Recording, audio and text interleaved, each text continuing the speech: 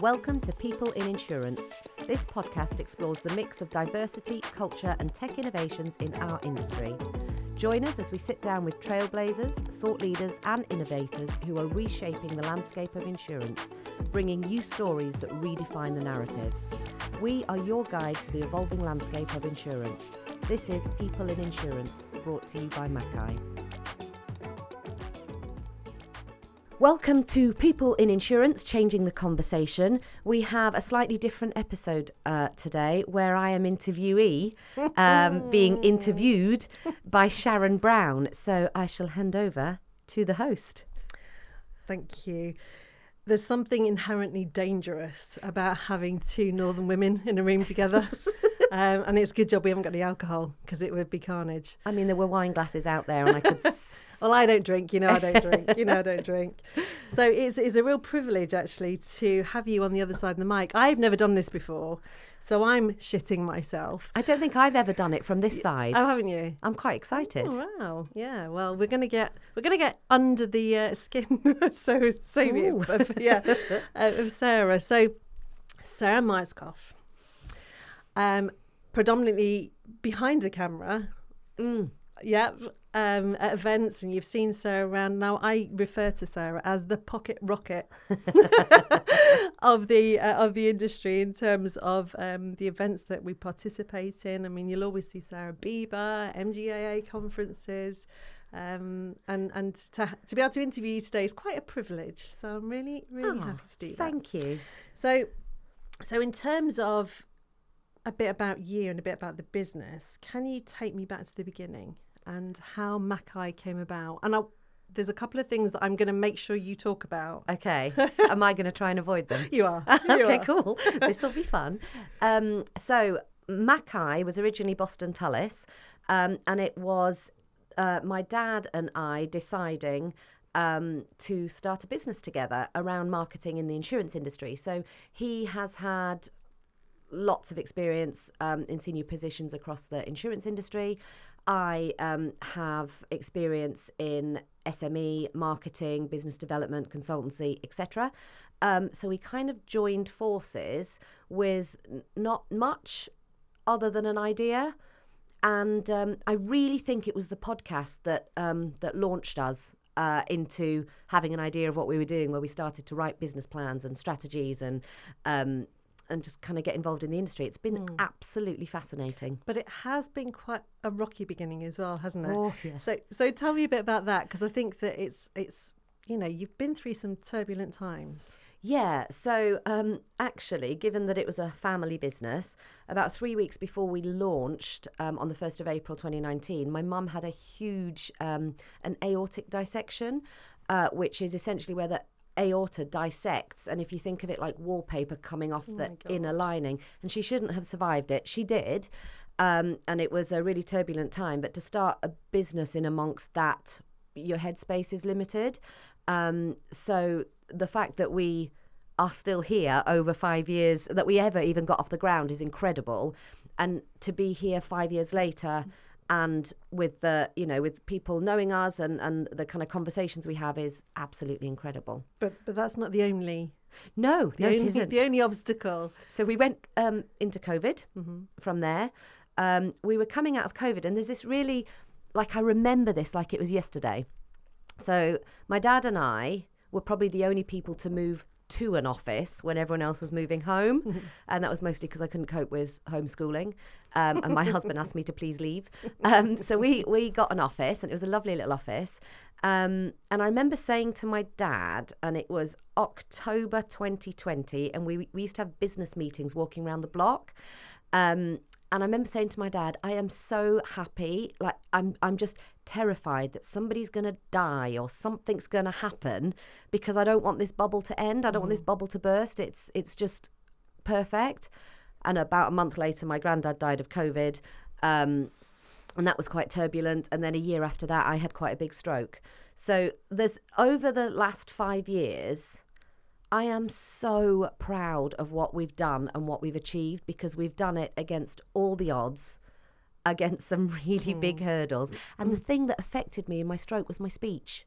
which is a real problem when you speak for a ironic, living. isn't it? So it's been turbulent, but the fact that we're still here, I think, is testament not only to how well we've done, to blow our own trumpet, but also to the massive support of the industry and our clients, and how supportive and kind everybody's been.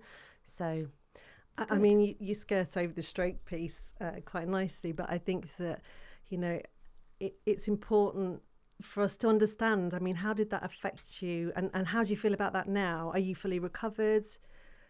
How are you getting on? It's funny because what happened was I was in the office, and I remember the morning, it was the 17th of January 2022, and I'd walked into the office, and my parents had been in Antigua, and by then I think there were 5 of us in the office, but I knew my dad was coming back into the office, and it was still COVID times. So I thought I'll get in early, drop the kids at the bus stop, and I'll just wipe the office down, make sure everything's clean, make sure it's all hoovered. So I kind of busied around the office, and it was 8:20, and I phoned Neil, my husband, and went, shit, I've left my laptop at home. Who does that? I've never done that before. Could you bring it in? We only lived a couple of miles away from the office. So he brought it in, and he arrived, and I was fine. I was drinking a coffee, we were chatting, and about 4 minutes later, Neil said he just looked at my face, and it had gone all odd and a really grey colour. And all I could try and say to him was stroke, but I couldn't speak because my whole side of face had gone. And I remember lying on the floor, like pressing this thumb into the floor, thinking to myself, you have to stay conscious because this gets a whole lot worse if you don't. And yeah, long story short, we got into hospital. I was in hospital for about 5-6 days, and I had speech and language and occupational therapy and all that afterwards. And I mean, if you ask my kids... You haven't stopped talking since? No. I know. Well, I'm scared. And then someone might take it away. If you ask my kids, they'll say I'm not recovered because I say the wrong word for everything. But if you ask me, I think I am, bar the odd time I get a migraine, I go, oh. Yeah, well, there's the whole, is it menopause? Is it stroke related? Is it just Sarah? Well, yeah, exactly. Exactly. So you've done an amazing job at bringing this business on. You've done thousands of interviews, and I think it's really. I mean, when I've looked at quite a few of these interviews, and there's some amazing ones. But what's the most kind of surprising thing you've learned from doing these? I kind of want to. It's probably a bit rhetorical because I am terrified of doing podcasts. I'm terrified of being in front of a camera. I'm terrified of speaking because I hear my voice and I think, oh my goodness, do I really sound like that? And you look at yourself and you go, I don't recognise myself because I don't look that old when I. It's like, my God. So you know, what have you learned from kind of hosting and interviewing? What have you learned about people? This is actually a really easy question to answer because I think about it a lot. I think about who Sarah was in 2019 and who Sarah is now. And the biggest thing that I've learned is people are just people. Everybody's just the same, regardless of your title or how you look or how you are. And I have been astounded when people have come to me and gone, I'm really nervous to do this. Why? It's just a chat with me. And I don't take myself too seriously. I mean, I'll never watch one of my podcasts back because I don't like looking at it. But I just think people take themselves too seriously. People worry too much about what everyone thinks. And I'm not everyone's cup of tea. I think you would say I was Marmite. Some people like me, some people hate me, and that's okay. But I think just being my authentic self is really important. And I love it when I get to interview someone else who is also their most authentic self and hasn't got the scaffolding around them, you know, that the face that they put on. Yeah. Because I think life would be a lot easier if everybody took that down and just were. Oh, well, I mean, I think that the people that you've interviewed would agree that you disarm them very quickly. So I think that's really good. And I think, you know, I feel at ease. We before we came in here, it was just like we're having a coffee together, you know, let's just chat. And the thing is that we probably shouldn't talk about the things we do talk about when we just have a coffee together, because that would probably not be good watching. I don't know. I think that'd be quite fun. But yeah, let's leave that one. No, that's really good.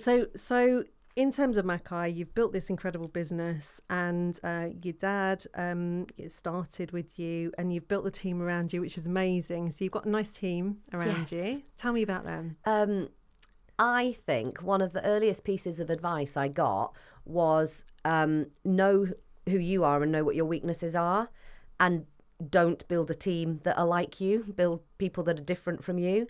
And I think that's really what I've not been entirely successful in doing, but I've got a lot better, and that's I think been pivotal in our success. Mm-hmm. I'm quite jealous of the fact as well that you get to work with your sister. I do. Do you know Jenna is brilliant. Jenna was furloughed in COVID. Mm-hmm. And I said, I'm really struggling. Would you come and help me? You do editing and I don't know how to do it. And it would be really helpful. And she never left. And now she's my go-to for everything. She manages me. She organises me. Chloe came on in May. And between the two of them, they are brilliant. So I'll be on a meeting with somebody and Chloe will overhear it, and then before I've come off the meeting, she's like, right, well I've put this in Active Campaign, we've linked to this person, we've done this, and I'm like, wow, who are you? Or I'll lean over and say, can I just? And Jenna's like, it's here, shh. And you've got your amazing videographer as well, Ulysses. Ulysses, brilliant. We've actually got a team at Ulysses. We do a lot with Ulysses. We've got Laura as well. Do you know what a pivotal moment in Macai's development was? It was Steve White, then CEO of Bieber, who I'd interviewed on a podcast, and he phoned me and said, we think you'd be great as a roving reporter. Can you come to Bieber and do it? And I was like, oh my God, that's quite fun. I'll definitely do that. And that was 3 years ago. It was just after my stroke, 2 years ago. Yeah. And that really redefined the business and brought in the event reporting proposition. And I've got this team of people around me that I can now go to, and you've been one of the most incredible, because before we started talking on a business level, I was having business conversations with ChatGPT because I didn't know what else to do, and it was lonely. So it's been really opening to have you to talk to and phone up and go, I don't know what to do. I'm an agony aunt at the rest of the times, but it's been an absolute pleasure. So let's talk a bit about your background. Now, a lot of people don't know that you trained in law. I did. I trained to be a barrister, and I worked as an asylum lawyer, and then immigration, and then I went from there to rugby coach. Bit of a turnaround. Excellent. So how do you feel that training has that training helped you? In any 100%. Yeah. 100%. Because I remember when I went to bar school, we had to take advocacy lessons and negotiation lessons and all of this kind of stuff. And I remember being utterly terrified to stand up in front of my class of 10 behind a lectern and speak. And I remember being genuinely terrified. And I look back now and I think that's hilarious. There was one time where I stood up to present, I think it was a plea in mitigation or something like that. And I got the giggles. And I was crying and snorting, and it's all on video. And I was mortified, but I think that was my point where I went, yeah, you don't take yourself too seriously. You can't. I think you've got another couple of stories on that note, haven't you? Did you not fall into the... Yeah, that was an accident, though. Okay. I tripped over my suitcase as I was handing something to the judge, and I landed on his table. His table? Yeah, in front of him, or his... whatever you call it, bench, and exclaimed fuck at the top of my voice. For all sensitive viewers. For sensitive viewers. But also the thing that made me cry with laughter was I was still under supervision at that point. So I sat down next to my supervisor and I looked at her notepad and it just said, do not say fuck to judge. I found that hilarious. Brilliant. So you've shared some of the reasons why you're enjoying running your own business rather. And I think a lot of this is also down to flexibility. You've got 3 young children with some special needs as well, haven't you? So just tell me a bit about your family. So the reason I came out of law is because I remember going to pick my middle daughter up from nursery, and she was 2, I think. And I remember having to go in and ask which room she was in. And I thought, Jesus, something's gone wrong here. Something's gone horribly wrong, because I'm not being the mum I wanted to be. This has to change now. So I left that career, and then a whole world of stuff happened. But Izzy was 2 then. She's now 12, and I've got Natalie who's 15, and I've got Ollie who's 9, and they are very, very bright children. They are very independent children. Read into that what you will. Izzy was diagnosed with autism when she was 7, and I suspect there might be other neurodivergent issues that we're yet to find in both Natalie and Izzy, and who knows. But they're wonderful children. It can be quite hard. They can be quite. It can be quite. Not they can be hard. Managing their emotions and being enough for them emotionally, I think, is the thing I struggle with the most, because I want to make sure that I help them develop into the best they can be and the happiest they can be, and that is hard in today's world, which I think is broken. Well, yeah, absolutely. Well, I agree with you wholeheartedly there. So how has being that mum helped shape your career? And I don't want to use the words work-life balance, because I don't really know that I agree with that sentiment. I think that this is more about, how do you cope on a daily basis with juggling all of that, and how is that? how does that look? What does that look like, Sarah? Well, this is a mildly padded room, and that's probably for good reason. I struggle probably like most of the population. I have days where I think I can absolutely conquer the world, and I have days where I don't want to get out of bed and can't, I don't know, choose what socks to put on. I have days where I am on top of the world with Macaii, and days where I need to jack it all in because I just can't think through the next problem. And I think that's where having the team is really good, because I think everybody has that yo-yo. I'd say I might be quite extreme. Some have suggested that there might be some ADHD involved in my the way my brain works, because I'm a million miles an hour and then I crash, and I'm a million miles an hour and then I crash. And I actually remember going to the first time I ever met Sam White. She was doing a panel speech in a shoe shop. I don't think I've dreamed this. I think it was actual. And it was business women who were talking about their journey. And one of the questions was, how do entrepreneurs not crash? Like, and she was talking about that cycle of like million miles an hour crash. So I think I'm trying to get better at managing that, particularly post-stroke. And often my brain goes, no, thank you. And then and then I stop. Words, don't you? Yes, no, thank you. It's my self-boundary putting in. I don't know who said it, but I think that somebody said that CEOs are generally functioning psychopaths. But I'm a CIO. Oh, that's right. Chief Ideas Officer. Because I make my own names up. I love it. So you've had some funny moments, and I think through COVID you had the kids at home, and you've been in front of the camera, and some funny things have happened. When you've done yours, I'm going to do mine. Okay. Oh no, I don't know. I can do mine actually. I mean, you've got to go first. Yeah, but no, you go first. Okay. Well, I have 2 funny moments whilst I've been on camera. Okay. One was recording a podcast, and my son came in and shot me between the eyes with a Nerf bullet, which was interesting. And a second one was when my daughter came in sobbing like somebody had just murdered the dog in front of her. And I stopped the call immediately and said, excuse me, just 1 second, darling, what's wrong? And she was like, there's no cheese. I remember being like torn between completely dismayed and furious. Were you still on camera at this point? Yeah, it was just saying there's no cheese. That's it. Now yours.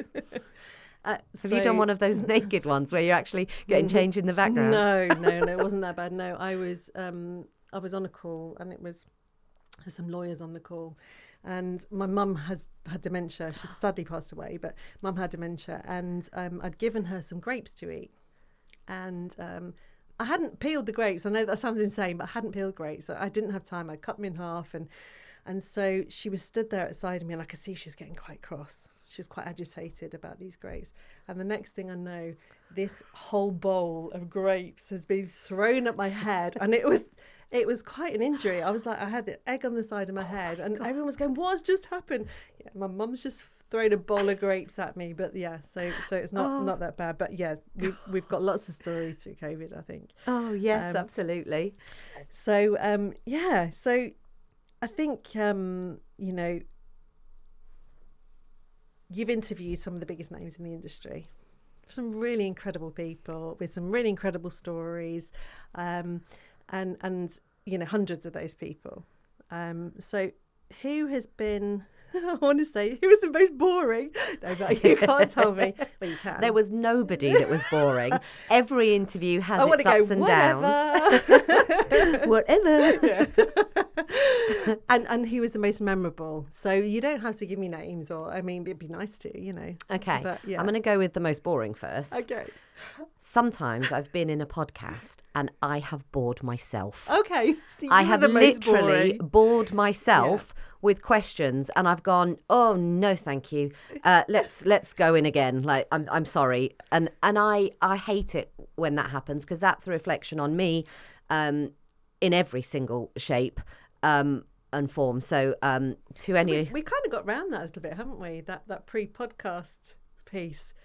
So we've now structured quite a nice way of gathering questions, haven't we? So what I learned from that was that I absolutely needed somebody's help to structure the podcasts and to help me choose concepts and individuals that were within line of people insurance. Thank you. Drum roll for you. But do you ever follow those? Yes, I do. I 100% do. I know you don't think I do, but I do. All the work that goes into these pre-podcasts. Yeah. And Sarah then just wings it. I don't.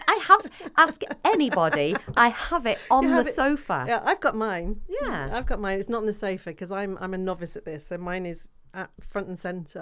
And it's going to stay there. So tell me about the most memorable.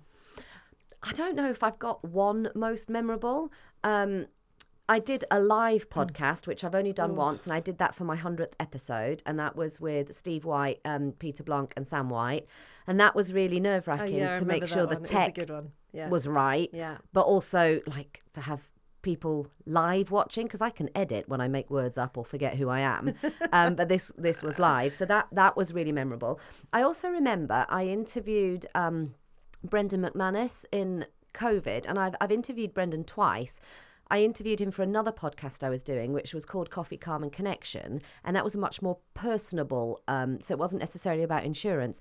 But I remember being quite surprised at how open Brendan was, and really grateful for that. And offline, he told me a few things as well that was really encouraging. What somebody who's running a £1 billion turnover business to little old me. So that was really good as well. But I couldn't pick one. I learn something from every single podcast I do. And I've got a little book where I write down what it is that I've learned. And it might be just something about how the insurance industry works. Like, it took me a long time to get my head around captives. I'm still a bit unsure about captives. But then it might also be about how people work, or suddenly a moment where you go, oh, my perception of you was totally wrong there. And that's really interesting. And I've got my little book of learnings. Yeah.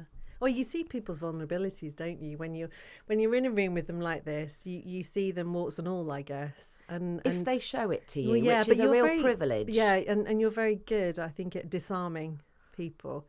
So I guess then my next question would be around, how do you get people to be at ease? Well, what is it that you do? Because I am hideously nervous about these kind of things, and I think that what you've done for me today, we talked about this before we came in, and you put me at ease, but I think that a lot of people suffer from the same thing that I do, is this massive anxiety about being in front of a camera and talking, hearing your own voice, seeing yourself. What kind of advice do you give, and how do you put people at ease? I'm not really sure is the answer.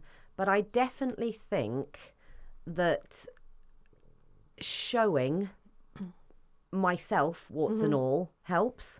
and sort of giving the vulnerability first. Here I am. I haven't quite got the paperwork. I've brought the wrong podcast. I hope that's okay. And sometimes it's quite self-deprecating, and sometimes people take me at that and go, "Oh, she's an idiot," and I hate that because I'm not, I'm not naturally egotistical, and I'm probably naturally self-deprecating, and I think that naturally brings people on board if they're feeling nervous. It's endearing, isn't it? It's endearing. So I am going to look down at my paper for this, because this is a chat GPT question, because I thought I'm going to, we love a bit of chat. So if your podcast equipment came to life and could speak, what would it say about your hosting style? Are you calm, collected pro, or the frantic last minute scrabbling for notes kind of gal? Can I answer that? Please answer that for me. Go on. I'm obviously calm, collected and professional because I have built a team around me that prior to the interview, they hand me what I need to know and tell me what I need to do. So the other day when we were on a call and it was 29 minutes past 11 and you went, fuck, got a podcast at 11:30. I think you were there. You were talking about someone else. I would never do that. So we have had conversations about other businesses and setting up other businesses, and I know that you dabbled in a couple of businesses. You spat your coffee out. Tell me what those businesses looked like. I'm going to tell you a key learning is what I'm going to do. Okay. I'm going to avoid the question and key learning. I had a great idea that people needed a pillow in bed that had arms. And I thought, I was so sick of puffing up on my pillows to sit in bed that I thought, I'm going to buy myself a sewing machine. I'm going to make one. So I made one, and I'm not a sewer. It was just about passable. And I thought that sample piece was enough to go to Alibaba and bulk order 400 of these massive fucking pillows, which arrived at my house in a tiny cul-de-sac on a 40-foot lorry and took up my lounge, my spare bedroom, my in-laws lounge and spare bedroom and our conservatory. I've got pictures, they're hilarious. So learning number 1 was logistics, think it through. Learning number 2 was, before you choose a business's name and make it a limited company, Google the Urban Dictionary meaning. Because bed bears, when you hashtag it, brings up gay hairy men. And that was the name of my business. Excellent. I love it. So that was a learning, key learning. Think great. about logistics and Googling Urban Dictionary. So just in terms of the name Macaii, I want to say it's not Macaii. No, not Macaii. No, not Macaii. But everybody does say Macaii. Like Mac and I. Macaii. Right. Yeah. Tell me the origins of that and what it means. So I was brainstorming with a friend, and we talked about kind of joining forces and things like that. And we were talking about what motivates us both. And we've got this vision of being able to live by the sea. I've always been a sea person. So we brainstormed loads of names. And Macaii, we've done a kind of different spelling, but Macaii means drawn to the sea in Hawaiian. Okay.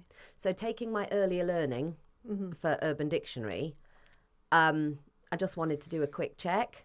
And I put Macaii in Urban Dictionary, and it means kind-hearted girl with mental health issues. Okay. And I fell off my chair laughing, and I thought, it's calling to me. Excellent.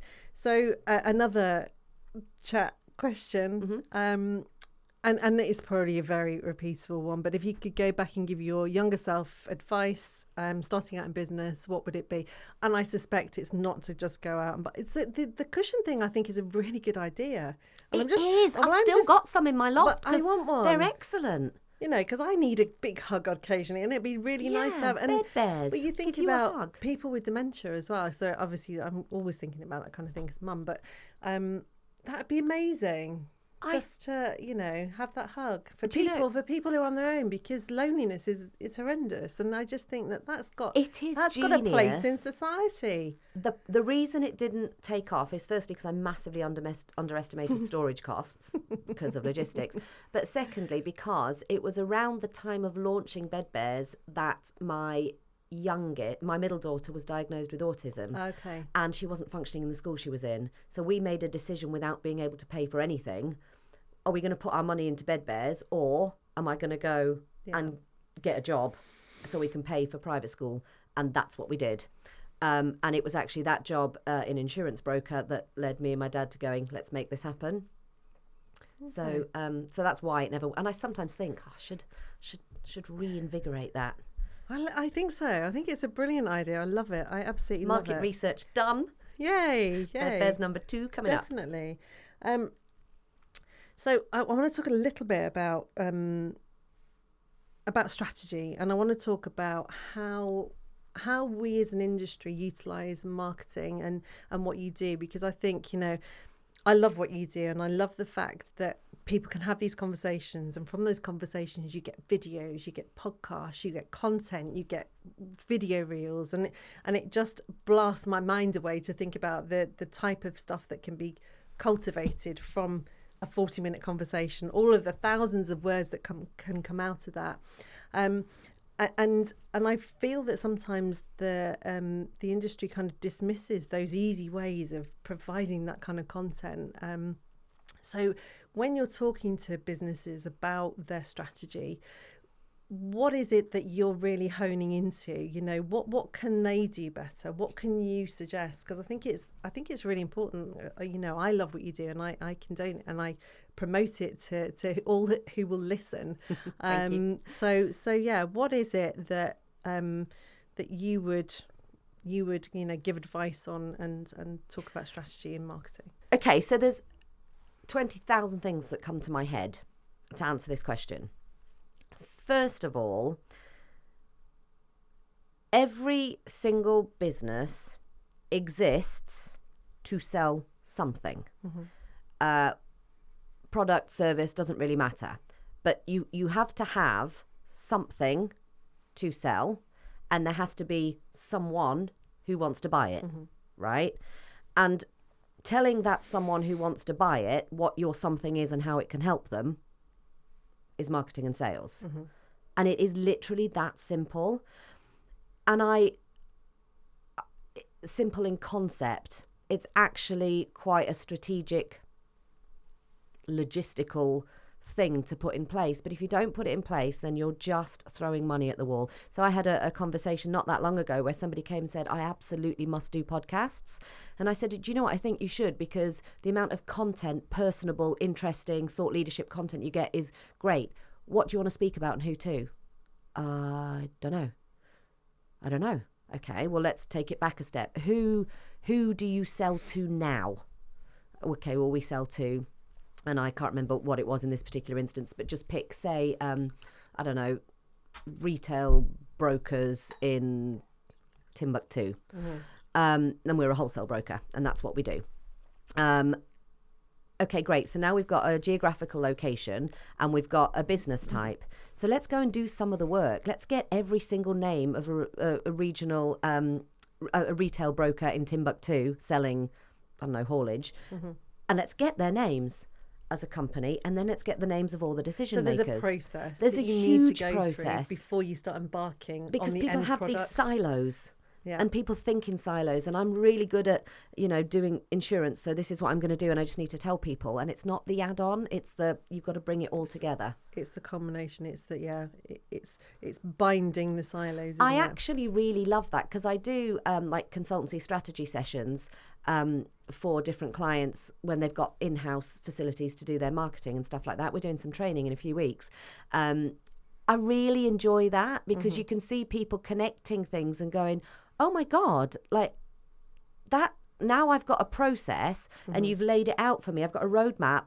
I can do that. And I love that light bulb moment. And I think it's talking people through that process, because that's actually the hardest bit. The shiny bit at the end is kind of one of the easier bits to do. It's pulling the strategies together. And I think that oftentimes the marketing strategy sort of falls outside the main business strategy, if you like, and I think it's really important that it's everybody coming together, isn't it? So you've sales and marketing work together. Well, my theory is, if the structure of your business is sound, it's like the pipe work in a house, right? Mm-hmm. So you've ironed out the kinks, you've made sure it's structurally sound, you've made sure that water flows through it properly, you've made it look pretty, you've done all of the things you need to do within a business, got your compliance sorted, you've got your infrastructure sorted, your distribution methods, blah, blah, blah. The sales is how much you turn the tap, but the marketing is absolutely in that pipe structure. And when you think there's all kinds of rules, but something like 7-4-11, people have got to have 7 touch points. They've got to have 11, see your brand 11 times. There's all these different things that people use, but essentially people have already half made up their mind whether they're going to buy from you by the time you get to the conversation. And they've made that up by all of the other stuff, your website, your online presence, any thought leadership you've got. So that the key is to be in as many different places with helpful messages as you can. And you can't get more helpful than having a client conversation about their challenges and solving them in a recorded way, and then using that to multi-purpose in blogs and all sorts of stuff. So it's like a no-brainer, but you've got to do the pre-work first. And I was speaking to Julia Coakley from the MGAA today, and I got her to record it, so you'll all hear it coming out on socials. But she was saying that their MGA conversations has just been phenomenal, and it's gone from trying to get people on it to people now wanting to be on it. Like, that's the power of a podcast. And it's interesting when you talk about, let's say you're going to go to a conference and you've got a big stand there, your Bieber stand or whatever, and it's the kind of senior leaders want to know what return on investment you're going to get for that event. And I think what's not taken into consideration is all the pre-work that goes on. So it's all of those touch points. So it's never just going to be the conference. It's everything that's happened before. It's everything that happens after. So to actually calculate a return on investment from one particular conference is really difficult. So my heart goes out to marketeers who are put under that pressure to give a return on investment for one event, because it's the path that's been laid before. And it's the follow-up afterwards. It is, but there's also things you can do. So if you think about, for example, having a videography team. So we did videography. I was Bieber's roving reporter with one videography team, but our videography team was there also doing some of the stands, their own kind of show reels. Now, there's an opportunity for you to get video about us, of your staff. There's an opportunity for you to get testimonials from your clients. There's an opportunity to get a show reel about a product launch. There's an opportunity to get our new service in risk management. Let me tell you how it works. So you've got Bieber and all the money you put into your stand and all of the footfall. Why would you not capture it and multi-purpose that event where all of your branding is on point? And that's another way to get a return on investment, is you're not just utilising this for the Bieber conference, but you've actually multi-purposed the uses and then all the content. And it's also having the kind of strategy in place to make sure it's utilised, because I think that you can repurpose all of this stuff and then it just doesn't get used, and it's like, oh, what a waste. And so that's not a great return on investment. It's about really utilising the stuff that you've got and making sure that you've got a plan in place to do it. I mean, it's been great. It's been great talking to you. And then we talk a lot, but it's been great to get this in a podcast environment, and for people to learn more about you, because you know lots about other people, but we've finally it's actually quite fun. I quite like being interviewed. Maybe we should do this again. It's less pressure, isn't it? Yeah, it is. See, it's less pressure. So finally, what would you say that your proudest moment so far has been, both in business and life? My dad said this to me the other day. I'm here. I'm 41. I've got 3 children who are functioning, gorgeous, and functioning beautiful children. Yeah, but I'm here and functioning, and actually, it's been a really hard ride. So to be here and functioning in a position where I still have my children's best needs and interests, and I'm still able to provide for that, to still be in a loving marriage where we can communicate despite the odd fight, but to have a business that's still alive after 5 years, and we've got work to do and lots of different things, but I think that's a real achievement, because there are times over the last 5 years where I've doubted every single one of those things. And I spend quite a lot of time looking at whether I can move to Timbuktu, which is probably a procrastination thing. In my low moments, I'm leaving. But yeah, I think that's my proud takeaway. Right. Well, I think you are an amazingly resilient woman. And I'm very proud to have you as a friend. So I think, yeah, here endeth the podcast. Oh, thank you very much. Thank you for tuning in to another enlightening episode of People in Insurance. If you enjoyed today's insights and want to stay connected with the latest industry trends, be sure to subscribe, rate and leave a review. Feel free to reach out to us on social media or through our website to share your thoughts and suggestions, or even to nominate someone whose contribution deserves to be heard. Until next time, signing off from People in Insurance.